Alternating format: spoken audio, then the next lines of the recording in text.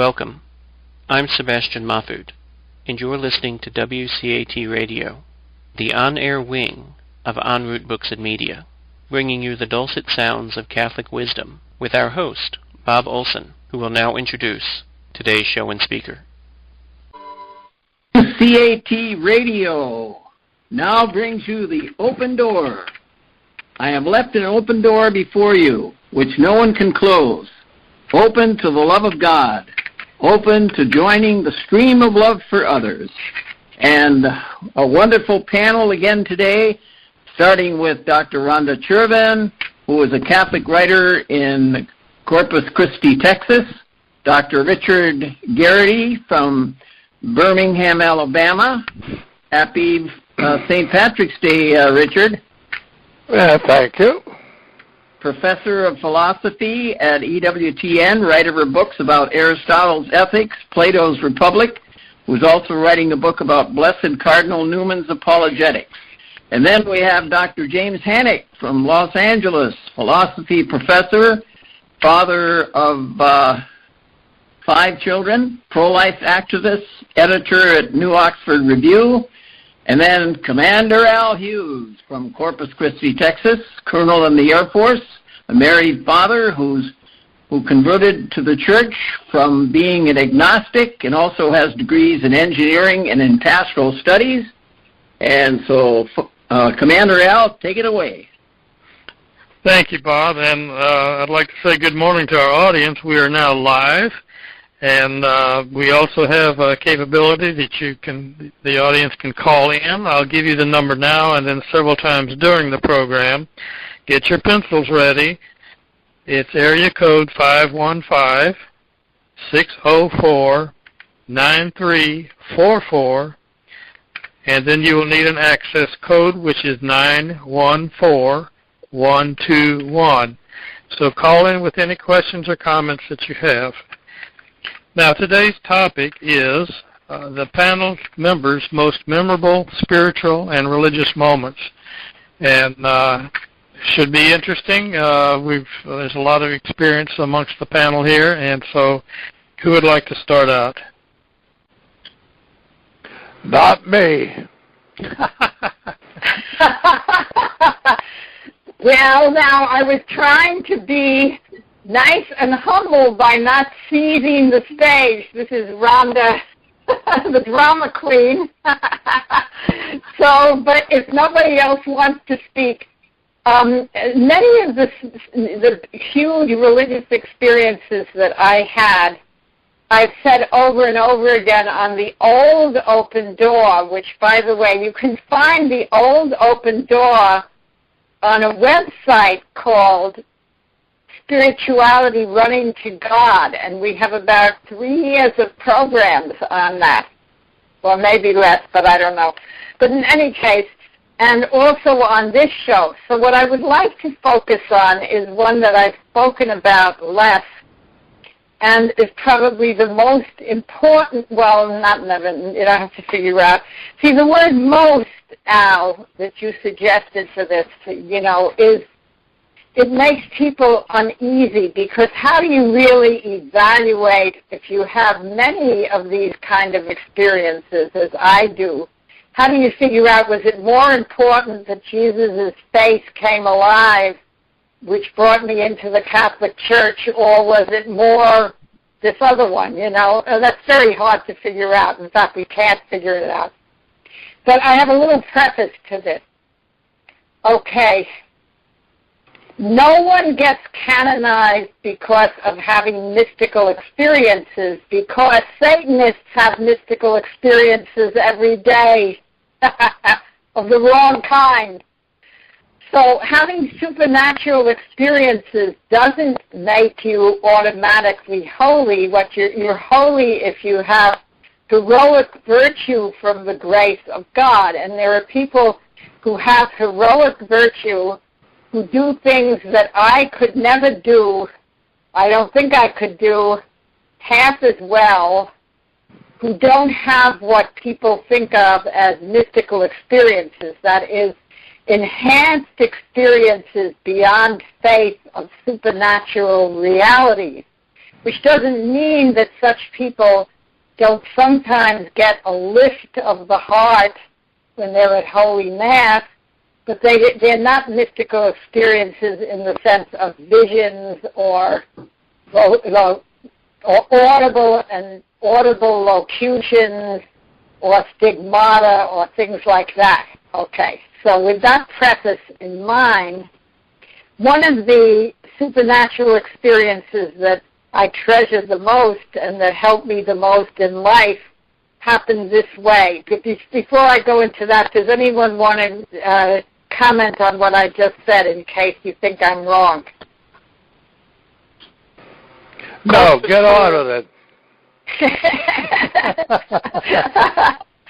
Okay, so anyone who's listening for the first time, it happens that all of the people on this panel are very good friends of mine. And so this laughter has a very definite meaning. So knowing I'm a drama queen and also a philosophy teacher who debates very well, nobody wants to debate with me, at least on this thing. Okay. Thank you all, dear friends, for putting up with me.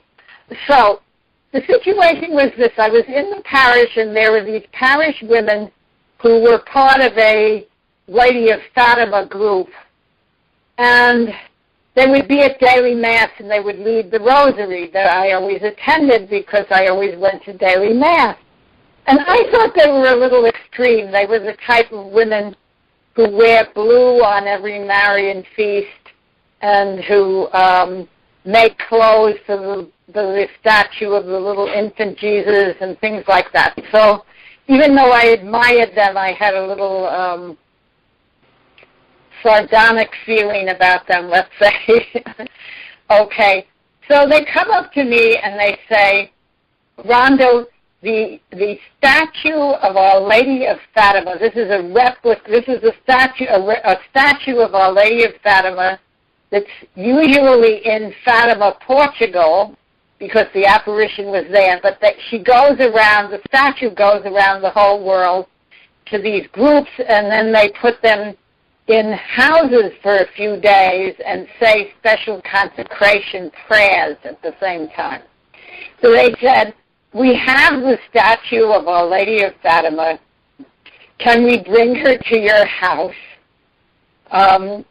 for just around Christmas, before and after Christmas?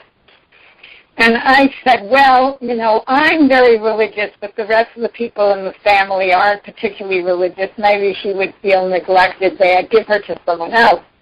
And they looked at me and they said, no one wants her for Christmas. So I was horrified. So I said, of course I'll take her. So they come to bring the statue. Now I'm thinking it's a little statue that's going to sit on my desk. Well, they come with a coffin-like box with a huge statue of Our Lady of Fatima, and they put her on the dining room table, and then it happened to be a very busy day. These details are necessary for the impact of the miracle. So they put her on the table. It's a very busy day. So when they open up this fat booklet of prayers and begin with the prayers, I'm thinking, oh my God, this could last for half an hour. I've got to get on with my life. But of course I couldn't say that. So I open up the booklet of prayers, and within the booklet of prayers, there's a sentence where you say, Dear Mary, take out my heart and put in my heart your immaculate heart. So, there are many statements like that are theologically a little exaggerated, let's say, and I just put up with them. But I muttered the prayer. I just muttered the prayer with them.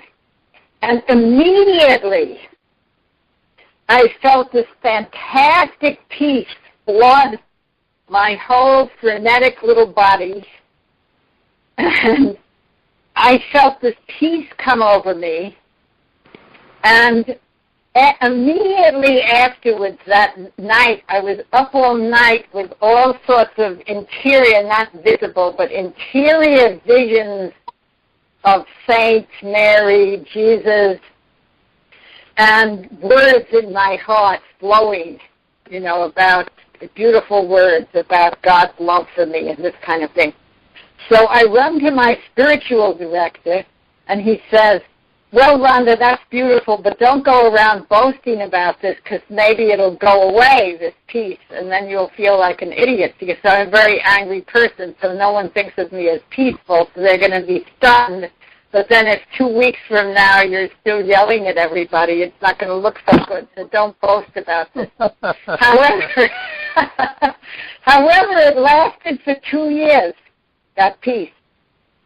So all of you who know me will realize that was a fantastic supernatural experience. That's all for me. That's a miracle in itself, Rhonda. You could see that, yes. So the only one here who knew me then was Jim, but I don't think I talked to you about it, Jim, because I was busy keeping it silent so that no one would laugh at me. Well, some of us suspected as much. This is Al again. For our audience sake, I'll mention the phone numbers again. You can call in.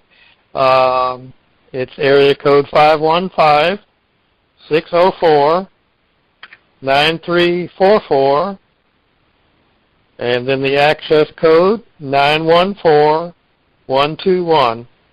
Call in, please, and with your questions and comments. Well, I thought, I guess I'll go next. Rhonda's right. I was sitting here this morning saying, all right, Al, which is the most important? And you really can't make that decision. So I decided to mention something that is not in any of the books I've written on the subject. This happened about 25 years ago. We were in California, and John Paul II was in Los Angeles. And my wife and I chaperoned a busload of teenagers down there to hear now St. John Paul. There was one event down there where only teenagers were allowed, and other than their chaperones, and that's how we got into the place. A huge auditorium. There must have been 3,000 teenagers in there, if you can picture that. And John Paul was alone on the stage. We were off to his right in the 7th row, so we were pretty close. And he gave this wonderful talk aimed at the teenagers in there. And about midway through, he stopped, catch his breath, and somebody took him a glass of water. And so there's this little interlude. Now, in the meantime, John Melendez was sitting in a chair in the middle of the aisle, of the central aisle, maybe 40, 50 feet away from the stage, just sitting there. And so during the interlude, he plays this beautiful piece on his guitar, beautiful thing. And it went on for probably 5 minutes or so, and it was just a magnificent music that he played. Now, what was unusual about that was John Melendez has no arms. He was a thalidomide baby, grew up without arms. His guitar was on the floor in front of him, of his chair, and it was in a brace so that it couldn't move. And he played that guitar with his toes. Professional guitarist, a professional class guitarist playing the guitar on the floor, and he's playing it with his toes. When he ended his piece, I don't think John Paul knew this was coming, because he looked like lightning had hit him or something. He was standing there staring at this the whole time, and at the end of the music, he dropped down on his left knee, put his hand on the edge of the stage, and jumped down 4 or 5 feet onto the floor, ran up the center aisle, and threw his arms around John Melendez. Wow. Both men.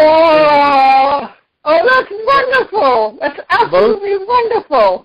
both men, I could see clearly that John Melendez was weeping, and I think JP too was weeping too. It was just magnificent. And if you think about who these two men are, neither one of them should have been there. Melendez could have been sitting behind a tin cup in an alley somewhere, hoping for a little change. John Paul II was run over by a Nazi truck as a young boy, and yet both of them overcame lifetime obstacles and became who they were that day. And it's just one of those magnificent things that happens.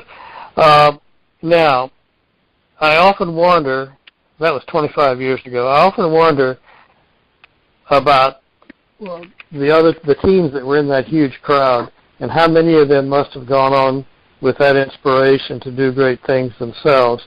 And I don't know, but I do know one of them, because one of those teens was my daughter, Catherine, who had just got back from evangelizing 50,000 Filipinos and has also been down to Mexico City, even more recently, evangelizing down there with her team. So I wonder how many other teens that were in that crowd have followed their own star in support of the Lord. It was just an amazing thing to see. Oh, good. Now that gives me an idea for the question that should have been posed today. It would be not your highest experience or anything, but it would be, tell us a good story. See? And Rhonda, and you just told a damn good story, and I'm riveted. See? And I think that's what stories do. Good story. Hey, people will listen. So, Richard, have you got a story to tell? No, I'm listening to other people's stories. But maybe at the end I'll have one. But go ahead. Let's hear someone else. I can tell a true story.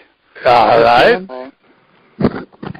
I went to with my wife last Saturday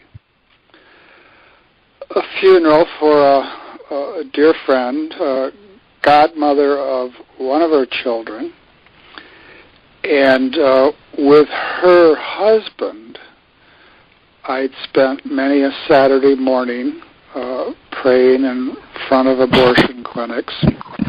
At any rate, our friend Dorothy had died after a long illness, as they say. And at the funeral, there was some commotion before the casket was introduced, and about 26 people got up and went to the back of the church and walked up with the coffin, center aisle, of course. And who were those 26 people? They were 26 of Dorothy's 28 grandchildren. Wow!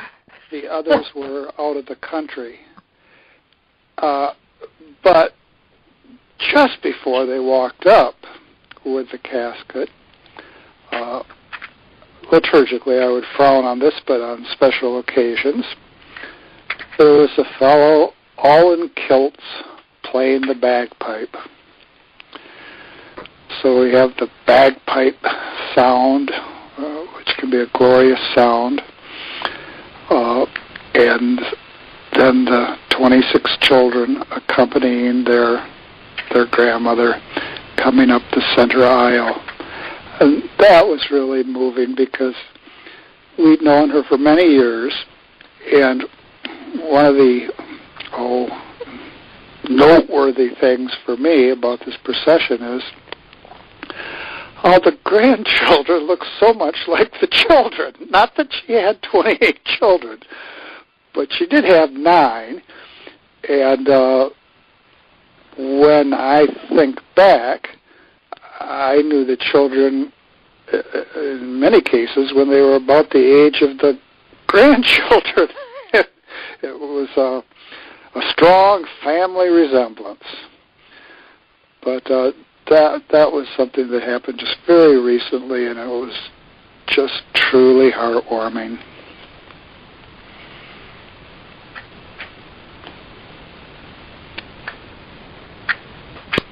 Yeah. Well, this is Bob. Very wonderful story. That's so beautiful. Thank you for that, James. And this is not my story, but this is one of my favorite stories, and it was the first reading today at Mass. Joseph. And his father loved Joseph best of all his sons. He was the child of his old age, and he had made him a long tunic.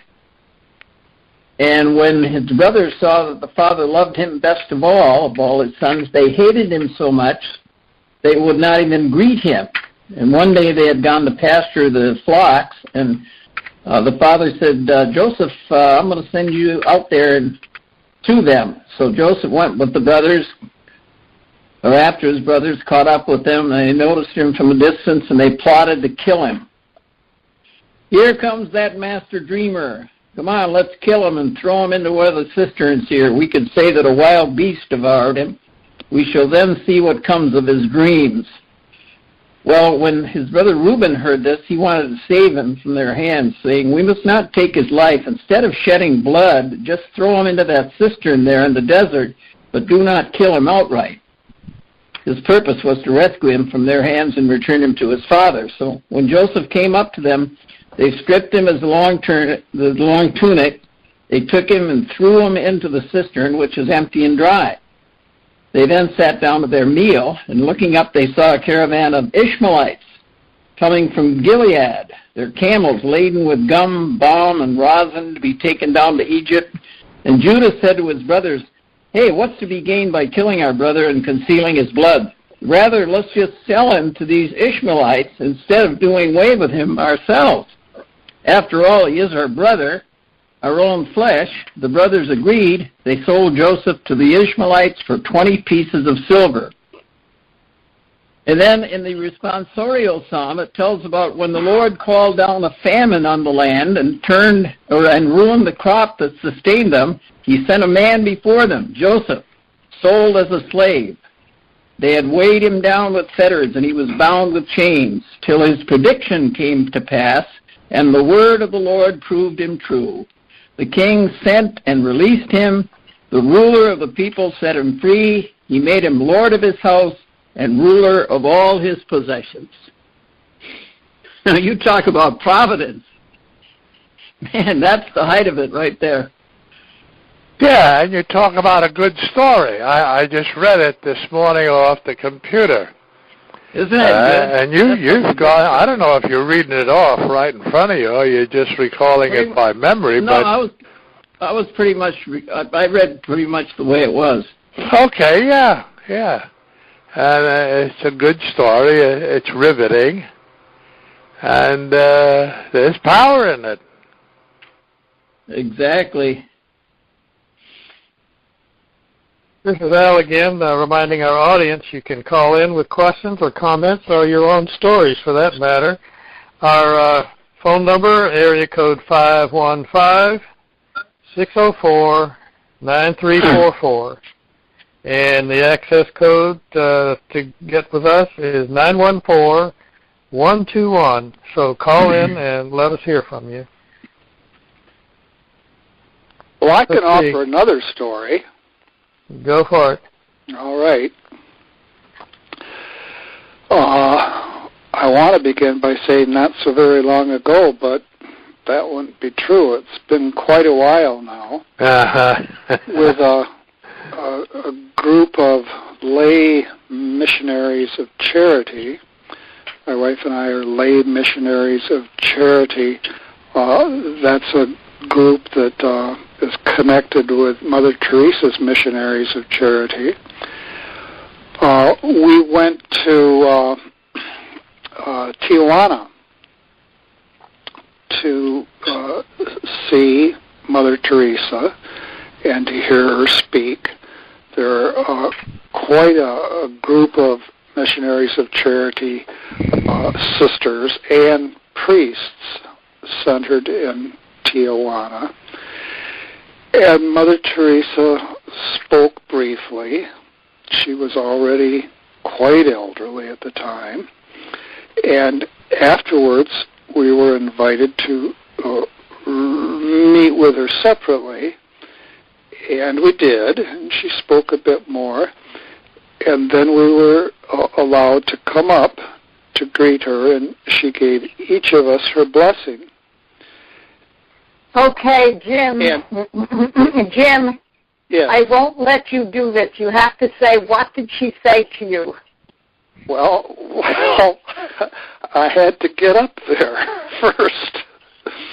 Oh, you're not up there yet.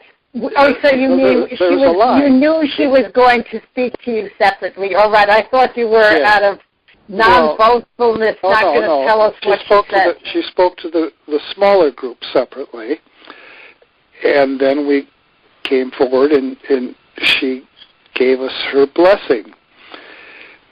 And she put her hands on each of our heads, and she didn't say anything. And the only thing I could think at the time was, wow, she's shorter than she looks. Well, that wasn't very holy on my part. But if you think about it, very good things can come in very small packages, and I've always remembered her power, but it's a power associated with someone who everyone sees as short, and when you are right next to her, she was shorter than that. Right. And gosh, yes. made such an impression. How short actually is she? Was she at that time about 5 feet tall? Well, on a good day wearing high heels. Oh, so she was about 4'8". Which she didn't, and at that point in her life, she didn't have any good days. So did you have to sit down for her to bless you, or did she? No, I had to kind of, I don't know what, scrunch, because I'm over 6'2". I'm over 6'2", and she might have been 4'10" or something like that. But that combination of Mother Teresa, and look at this little lady, made a powerful impression on me.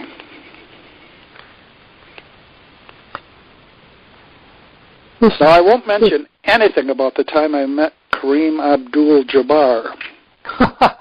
Right. Okay. All right. I'll pass right over that. Okay. I was thinking, Al, again, I was thinking in terms of healings, the reality of such things, and I thought I'd give an example or two there. This happened in the Caribbean when we were down there, my family, wife and myself and 2 little girls. And this was shortly after my baptism, shortly after my Pentecostal experience. My wife had the same some months earlier. Anyway, we wake up in the middle of the night one night, and little Katie, the youngest, about 2 years old, was screaming bloody murder. And my wife ran in there, and then, me, I just put the pillow over my head, and then, but right through the pillow, I hear Jeannie saying, "Al, go get the thermometer, she's burning up." So I did. I stumbled into the bathroom, found the thermometer, went into the other room to hand my wife the thermometer, and she says, "Be quiet, she's back asleep." I said, "What did you do?" She said, and my wife said, "Well, I laid hands on her forehead, I prayed, and the fever disappeared instantly." Wow. So we went back to bed, went back to sleep, and that was the end of that one. But that was an instantaneous healing due to just a very simple prayer, and the child slept that night. Now, this is going to sound a little odd, but about 3-4 weeks later, one of the dogs outside, that we had 3 dogs outside, one of the dogs had been sick for a long time and getting worse and worse and worse, and I wasn't present for this, but some of the kids found this dog lying in the weeds dying. No question about it, the dog was dying. So Jeannie called all the kids over that were playing in the yard, and Jeannie and my wife and all the kids laid hands on Patches, that was the dog's name. They prayed for Patches for about 2 minutes while he's dying, and he kind of hiccups, stands up, and walks off. he was healed. Oh, no, I have a dog healing story, too. I always say I like to pray over people because I feel it's much more personal and loving than saying, I will pray for you. Someone tells you they have deadly cancer and you say, I will pray for you. It seems to me it's much more direct and New Testament-like, where it says they laid hands on people. So I ask them, can I lay hands on you? And I always say, now listen, I don't think I have the gift of healing, but it certainly can't hurt for me to pray over you. So maybe from time to time someone said something got a tiny bit better after that, but I've never had any huge experience of healing grace, though I do feel warmth going through my hands when I do that very often. However, the one that I can certify is true. Our dog had cancer of the foot, of all things, and I lay hands on that dog, and the dog was healed. God bless the dog. God bless the dog. Yes, yes. This is Bob. I was at daily mass one day a few years ago, and this lady, about halfway through the mass, I knew her name was Peggy, and she had been rather sickly, and she had to get up and go outside. So I went with her, and a couple other ladies came out too, and we sat her down, and she says, "Oh, I'm so tired. I'm so tired. I'm so tired." And I had been taught before this that you can call people back, you know. And I said, and I'm laying hands on her, of course, and I'm saying, "Peggy, come back. Peggy, come back. Peggy, come back." And she started to perk up, and then I didn't know about these ladies that were there, but I thought, well, I'm going to keep praying in tongues. I don't care, because this is so important. So I started praying in tongues, and one of the ladies got called 911, and we got the ambulance, and they took her to the hospital and everything, but she was, pretty much back to normal, and she lived for a long time after that. But I just had the sense that she was gone. Yeah, yeah. So she just kept saying, "Oh, I'm so tired, I'm so tired," and it's just, and it was getting weaker and weaker.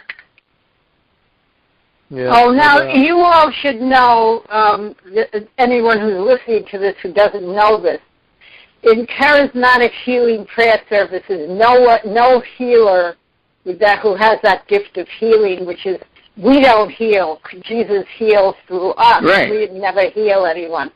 But no one ever says, don't call the doctor, don't call 911, just trust if someone heals over you. Never, because that would be very imprudent.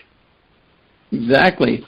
Well, I teach a course on to show people how to pray over their husbands, their wives, their kids, their neighbors, their whoever. And I tell them 2 things. I said, you can be a powerful prayer warrior. If you want to be a powerful prayer warrior, you have to remember just 2 things. If you can remember these 2 things, you'll be super. You'll be great when you lay hands on people. But you have to remember that you can't heal anyone. You remember that one. That's number 1. Number 2 is, you're not God. And if you can remember those 2 things, You're going to be a tremendous healer. You believe that, Al?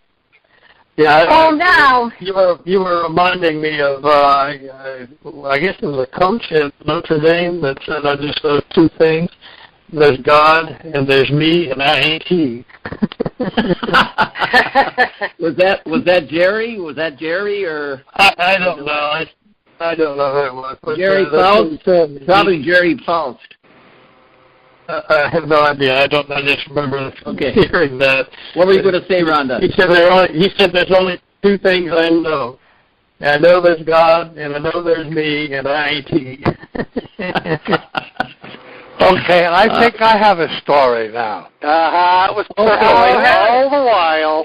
Right, and the only thing, the merit of it is I still remember it because it happened when I was about 16, and I still can't figure it out. But I remember very definitely the impression I left. Now I was in the postulate.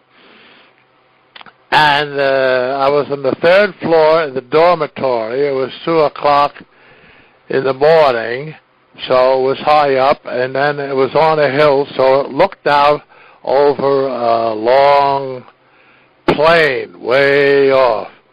And I was up at 2, which was unusual because we studied and worked pretty hard, so you went to the dorm and you slept, and then you got up the next day and continued. And so, for some reason, I was up at 2, and I was looking out the window like I was on top of the world. And I saw and heard a train from way, way off. Sort of like, I think I heard it chugging a bit, but I saw the light. And I pictured, it doesn't make sense, but I pictured the light was the fire burning in the firebox, because you had steam engines then. See? And I'd watch it, the light, and it'd come and come and come and come, and I watched it and I watched it. And it took such a long time, but I was fascinated. And it came and came and came, and then it went away. And it was like I was on top of the world. It was something unusual, and I never forgot it. And I still haven't figured out what it was all about, but there was definitely some kind of strong feeling of watching the train coming out many miles out, it seemed, and slowly coming and coasting and then disappearing. So that's my experience. Oh, that's very beautiful, and it's a very important point to see. Is since God knows us each individually, He works with us in the way that He knows will reach us with the best effect. So, for instance, my husband was, I hope, coming into the church. He was on his way into the church, but whereas I was thinking it was any day, it took another 10 years. But when we were living in Rome, where I was getting we were trying to get a dispensation, which we got from his previous marriage. We used to go to this church, which is a very famous miracle church called the Jesu. It's a Jesuit church, and it has all these emblems of people who got miracles praying in front of this gigantic, very, very graphic crucifix, full of holes and blood and all that. So I used to like to pray there. So I was always praying for some big miracle that would bring him into the church. Well, the thing that actually had the greatest effect on him was when he was having a surgery. He had severe asthma. He was disabled with asthma, and he went to a clinic in Denver where they have special ways of cleaning out all the cavities in the nasal area, all this stuff. And afterwards, he was in great pain, and during this great pain after the surgery, he said he felt that that Jesus was bringing him into his Jesus pain. And at that moment, he really had this personal experience of Jesus. You know, I could never have concocted that experience, right? Nope. So, you know, I wanted him to see beautiful visions.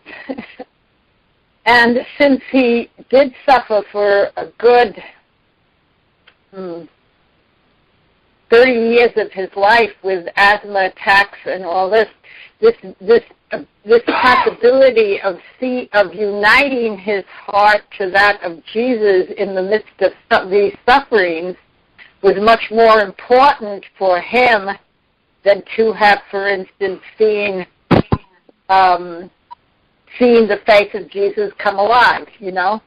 So we need to realize this and just pray for whatever will bring us closer to him instead of saying, you know, how come that one got this locution and sees visions and I don't get those when I'm a better Catholic than Rhonda is? You know, that kind of way of thinking is foolish because he's reaching you the way you need. And and since you mentioned Mother Teresa, he and Mother Teresa was who got these huge visions and locutions which led her to start the order where before she was a sister, but she was a geography teacher.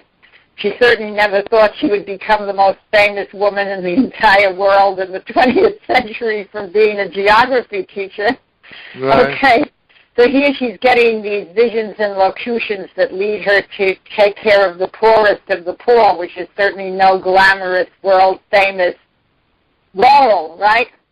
And then she gets this long, decades-long dark night of the soul where she doesn't experience any of these mystical things at all. And she lived through that just pure faith and seeing Jesus in, as she used to put it, the distressing disguise of the poorest of the poor. So she did see Jesus, but in their faces instead of in mystical visions. Good point. Yeah, go ahead. I wanted to just share a story. I had a Protestant pastor friend that I used to have coffee with often, and we were real good friends. And he was telling me this one morning, he said, well, I made my hospital calls yesterday. When, you know, I went to the hospital, called on all my parishioners. And I said, you know, when you go around and do that, you should lay hands on these people and pray for them for peace or for healing or, you know, whatever. Oh, he said, I did that once. I'll never do that again. Huh. I said, well, what happened? And he said, well, I prayed for this fellow, and I laid hands on him, and he died that night. I couldn't explain it. I couldn't explain it to his wife. And I said, well, it's very simple. It's very simple. This is what I told him. I said, we pray, God heals. Don't get the two mixed up. Right. We pray, God heals. But there's another story I have, too, before you take over there, Jim. Maybe I told you this one before about the little boy that had a red flag and he could stop the trains. Richard reminded me of it. Uh-huh. Did I tell you? No, I never heard it. Okay, well, there's this little boy. He had a little red flag. And he's standing by the railroad tracks this one day. And this fella comes up and he said, what do you got that little red flag for? Oh, he says, when I get here and I wave this little, if there's a train coming, I wave this little red flag and the train stops. He says, oh, come on. Don't try to tell me that. There's no station here. There's no reason for the train to stop. Well, he says, it works. I just wave my little red flag, and if the train is coming, he'll stop. So sure enough, here's a train coming down the tracks, and it's starting to slow down because he's waving his little red flag. And it comes to a complete stop, and the motorman then reaches down and picks up this little boy and puts him in his lap. And the little boy yells out the window to the man, "He's my daddy." Oh, that's a great story. All right. And that's a good example for us because we want to have that kind of relationship with our daddy, right? Yeah. When we wave our little red flag, the train stops. Right. Thank you, Richard. You know, there's a miracle that occurs every day in every city, in every Catholic church that many people have doubts about. I'm going to talk about that for a minute or two here. I've got in my hand what looks like an oversized holy card, picture of a monstrance, very ornate monstrance holding the Eucharist. Yeah. And, okay, I think maybe you know where I'm going with this. I'm going to read a very short thing on the back of the card. It says, in the 8th century, a priest, after pronouncing the words of consecration, had a strong temptation to doubt the real presence of Jesus in the host. Before the startled priest's eyes, the sacred host visibly changed into a circle of flesh. The consecrated wine was transformed into bright red blood, coagulating into 5 small clots. 4 authentications have been performed throughout the centuries, but the last verification, ordered by the Holy See in 1970, is the most scientifically complete. This is what the scientists and the doctors found. Remember now, this appeared as a little piece of bread during the consecration, and then converted into flesh. The flesh is, okay, here's the list. The flesh is real human flesh, and the blood is real human blood. The flesh is composed of cardiac muscular tissue, that's the heart, having no trace whatsoever of any materials or agents used for preservation. Both the flesh and blood belong to the same blood type, AB. The proteins in the blood are in the same proportion as those found in normal fresh blood, and it's been there since the 8th century. This ongoing miracle is visible even to this day after more than 1,200 years of existence. The host flesh appears rose-colored when backlighted. The color of the 5 clots of coagulated blood is a brownish-red hue. Now, if anyone doubts the real presence of Christ, the body and blood of Christ and the host, they need to consider that. Mm-hmm. I've also known a priest, this was some years ago, was telling this story. He was concelebrating with another priest who was the main celebrant. And in the sacristy, as they were getting ready for the Mass, the celebrant said that he really had doubts about all of this, that was really the body and blood of Christ. And, they just kind of said that just before the Mass. So they go out and the Mass starts, gets to the raising of the host. When he raised the host, which appeared to be a little wafer of white bread, the host started bleeding, and the blood ran down his hands, and he turns and whispers to the priest that I knew and says, "What do I do now?" and the second priest says, "Just continue the Mass," and he put a cloth underneath to catch the blood, but the Mass continued, and that priest no longer had any doubts, I'll tell you. Yeah. And the last one that I know about happened in the Vatican. I think it was 1998 with John Paul II. He was holding a private Mass for a woman who had done a lot of work for the church, and as he reached out to give her the host, it collapsed into a piece of flesh right before their eyes. there were maybe a dozen people in the room that saw this, and I presume they've preserved that somewhere in the Vatican as well.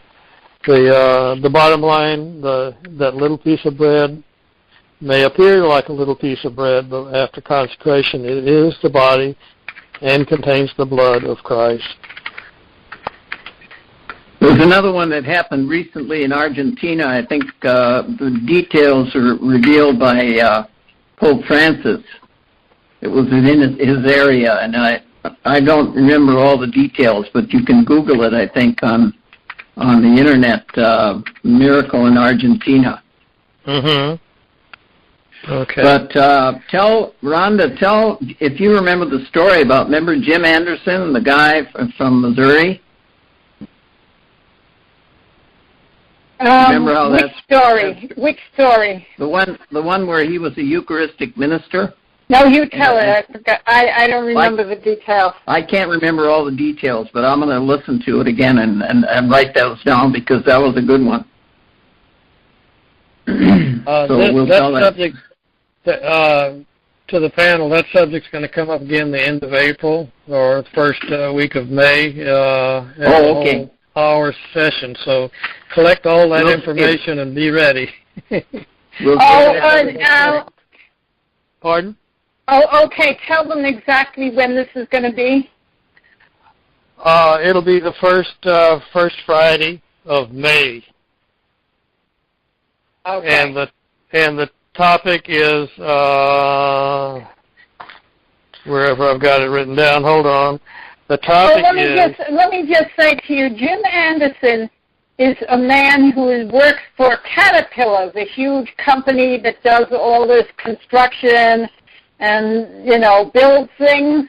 And so I find it thrilling because many of us are philosophy teachers who probably haven't ever worked in that kind of milieu, that someone like this heard of our program, is listening to it, and actually became a Catholic through reading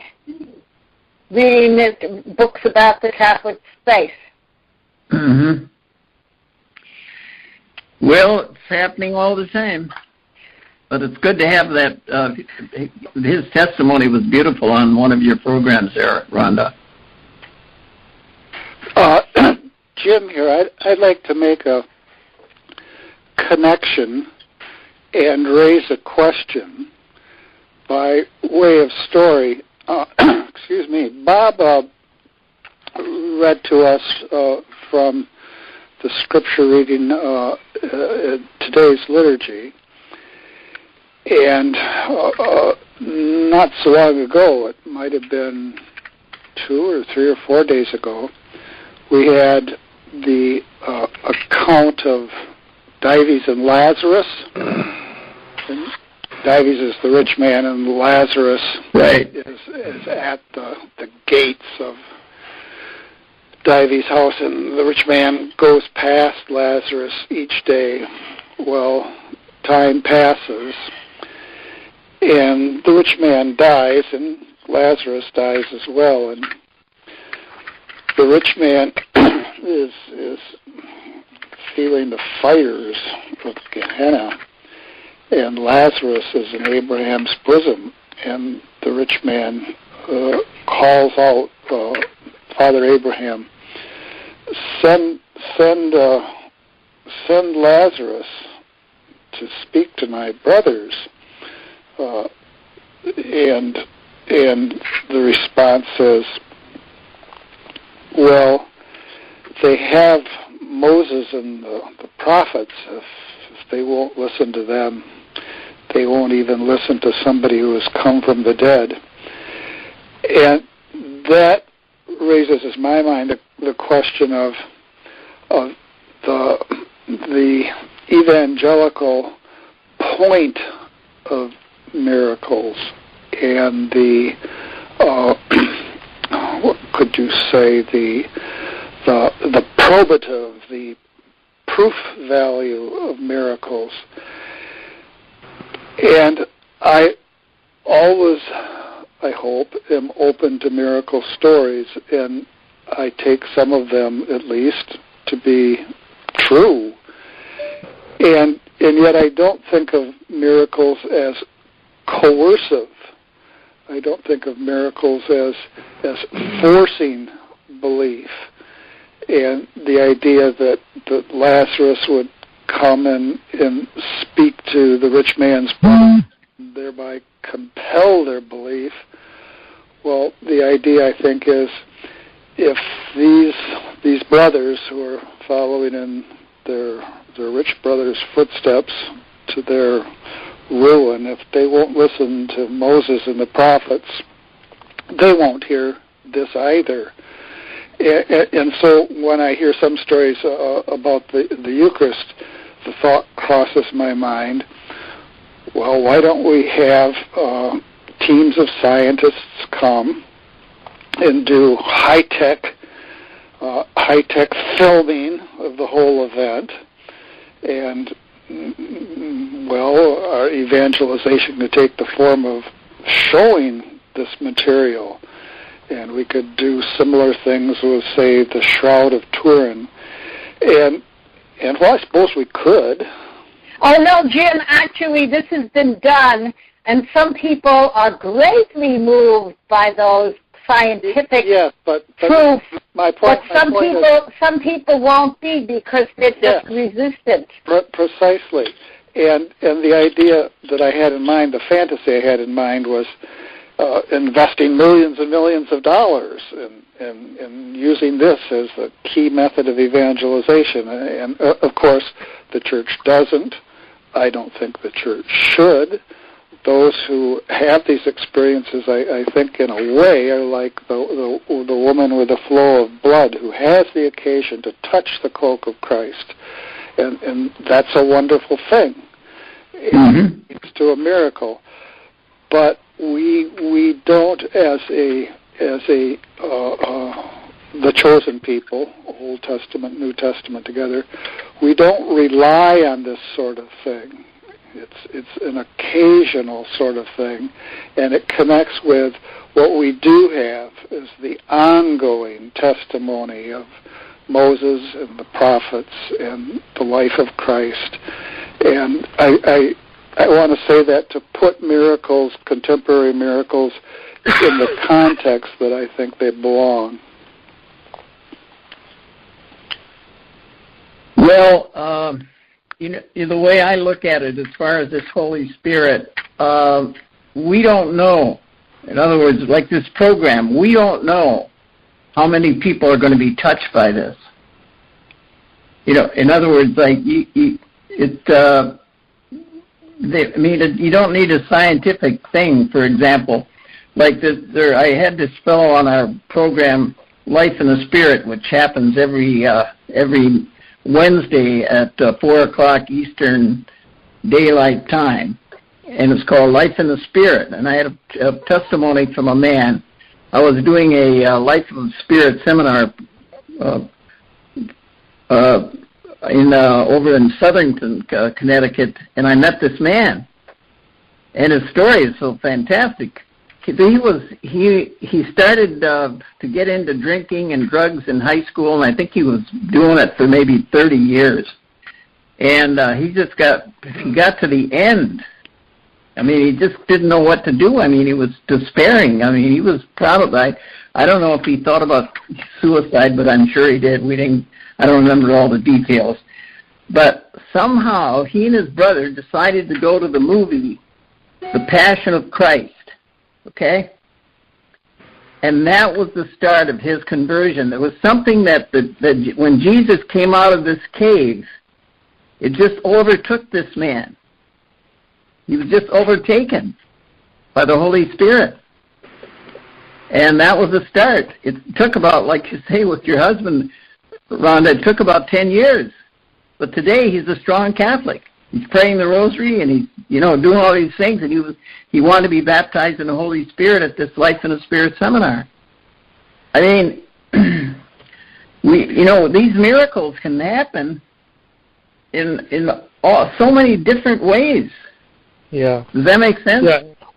Yeah, I think Ron just said a little while ago, the Lord reaches us where we are, not where someone else is. And so these things happen, and some gifts are given only once. Some few people keep the same gift as, for instance, healing. They may have a gift of healing for quite some time, but most people, and that's my experience too, the healing gift is only given for a specific occasion. I think, Bob, we're out of time. Yes. Okay, let me mention next week our topic is, what do Christians mean by the word love? What do Christians mean by the word love? That's our topic for next week. Okay. And so we'll see you next week. In the meantime, may God bless each and every one of you. In the name of the Father, the Son, and the Holy Spirit. Amen. Amen. Amen. Amen.